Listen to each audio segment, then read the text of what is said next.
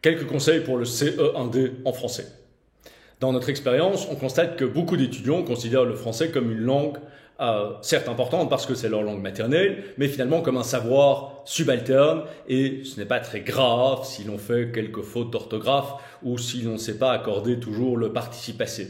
Alors évidemment, dans l'absolu, ils ont raison.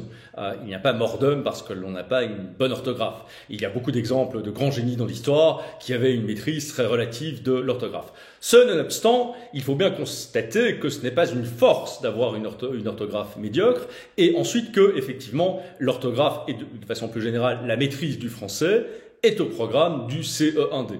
Donc, le premier conseil que nous donnons à nos étudiants, c'est de ne pas considérer le français comme étant un savoir subalterne. Finalement, au-delà du CE1D, lorsqu'on parle ici de la langue maternelle des étudiants, le principal accès au monde que nous avons, c'est notre langue maternelle. Et donc, la meilleure maîtrise à laquelle nous pouvons aboutir est finalement une meilleure maîtrise, par définition, du monde et de l'accès que nous avons à ce monde qui nous entoure.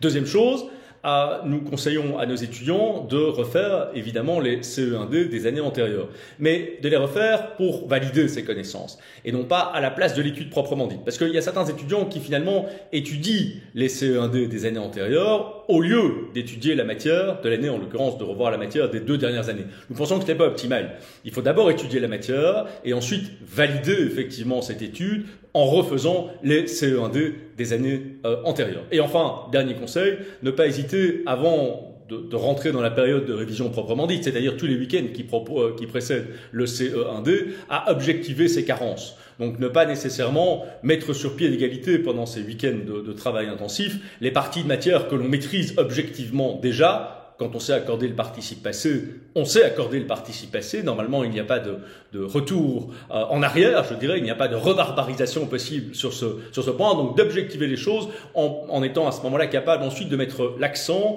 sur les carences ou les petites faiblesses objectivement que l'on a. Nous souhaitons à tous les étudiants qui regardent cette vidéo de réussir le CE1D, leur CE1D en français.